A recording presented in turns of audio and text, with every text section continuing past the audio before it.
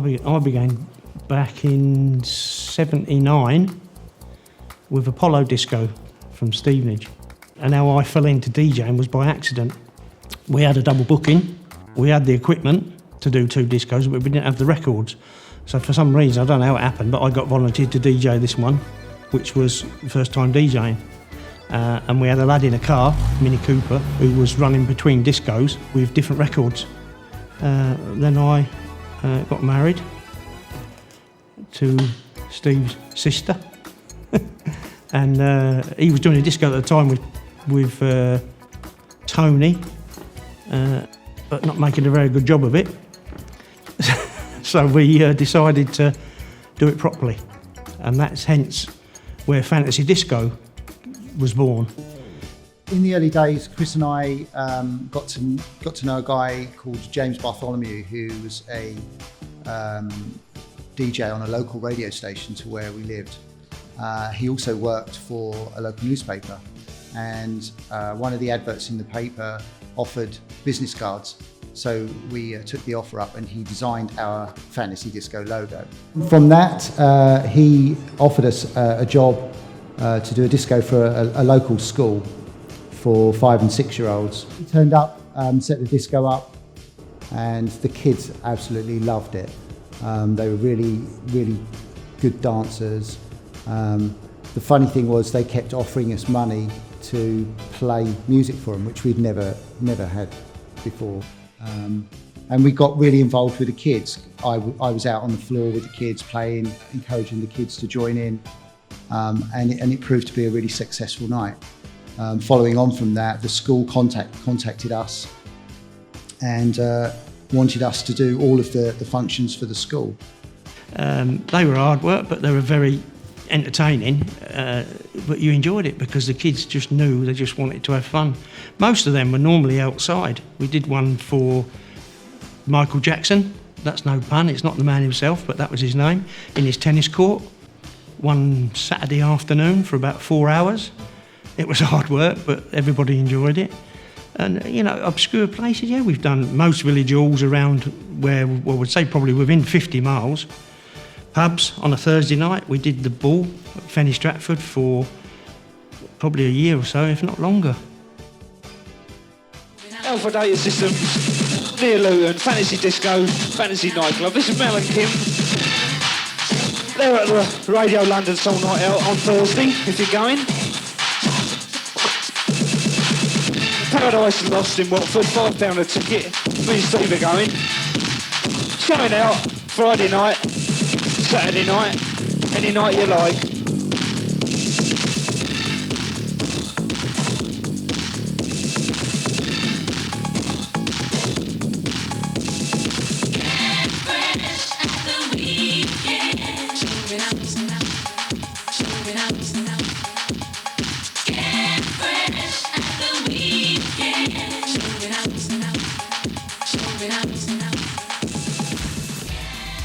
We only advertised probably in the first year, 18 months.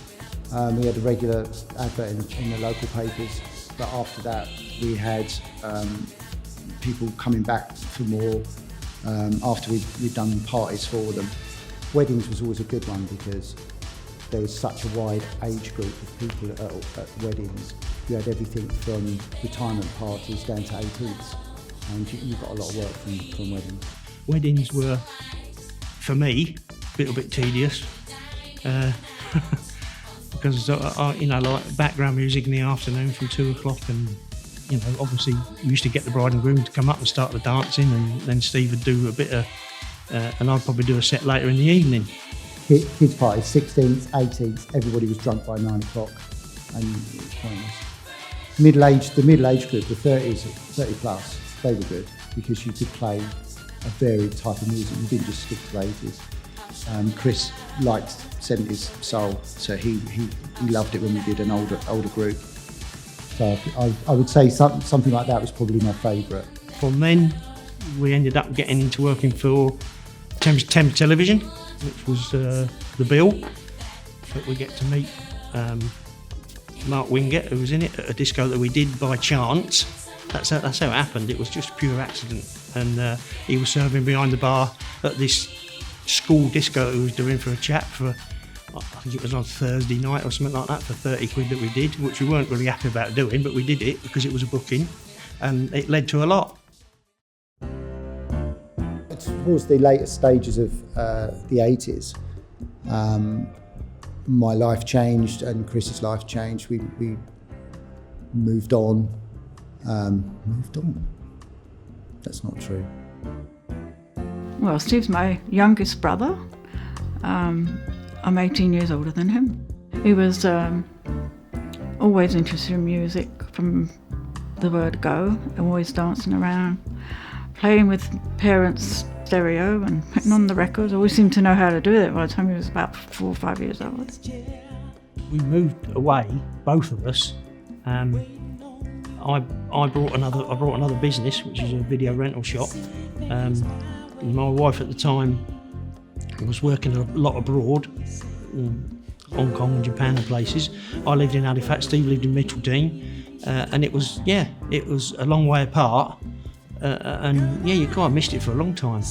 I suppose everyone used to say, well, why didn't you keep the gear and carry on? You couldn't do what we did in Yorkshire, what we did in down south, if you like. As we was doing a lot of work in South, and London was becoming more common, to do work in London, we were spending around £70 a week on records, and if you factor fuel into that, it just wasn't worth turning up for the venues. So we decided to finish in the January of 1990 with a weekender, which was booked through the London Diving Club and Thames TV. They set up 2 massive marquees. We had one, and the bar had the other one. And all of the lighting that we had fitted to the eaves of the marquee, and it was like a nightclub. I was gutted, but there was unforeseen circumstances for it to happen. It just would not work. But like I said to you earlier in the film, we honoured our commitment, which cost us money, but we still did it because it was important to us to leave Fantasy Disco on a high. It was sad, and it still is today. It's now 30 years on. Is it really 30 years? Yeah, 30 years on. It's still sad because you miss it. You miss. Hello. Getting fucking emotional. Where did that come from? It was his world, wasn't it? Him and his friend, and it was always fun. My daughters loved it, and especially my oldest daughter. She would have followed him to the end of the earth to be in his disco. So I know that it was a nice time.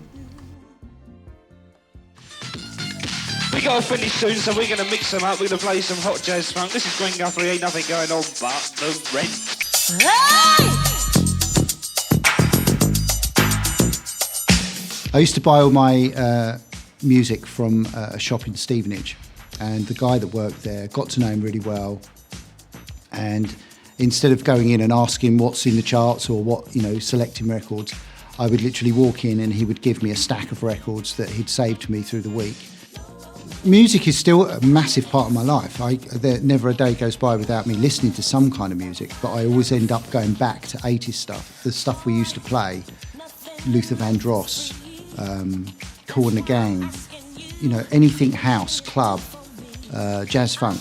I could do a fantastic mix with Mel and Kim Respectable between two, and you could get them slowing a little bit. One's slow either forward or back, and you get flange in your mix. It's really nice. You can play. I think we had an extended version of Rapper's Delight by the Sugar Hill Gang. It lasted 22 minutes, and people love that. There was 2 songs that we played, quite often, and that was Relax, Frankie Goes to Hollywood, and the Communards, Don't Leave Me This Way. Relax was always first. It started the light show off, and when it says "Hit me with your laser beams," Chris was on the lasers, and he just took over there, and I switched all the lights off, and the room was full of lasers, and people reacted to that so well. and then bring all the lights back in. The track fades out, and the Communard starts with a beat, and kept the music going. And you know, it's such a high song. Don't Leave Me This Way. It's a very powerful, you know, dance song. 29 years has passed. It doesn't feel much But different, it does doesn't it? feel. No, it doesn't I know feel. it sounds silly, but it doesn't feel much different We to be. had a gap of 16 years where we wasn't in contact with it. Well, we with both each had other. different lives. But our lives had children. moved on, yeah. But now, But music never changed a bit, No, did it? no. You know. and you know, the memories of it was you was always in conversations Well, all so the time. was you. To finish off the night, we would always end with one track, which was our cooling down track, if you like, and a bit of a theme song, and that was Rodney Franklin, The Groove.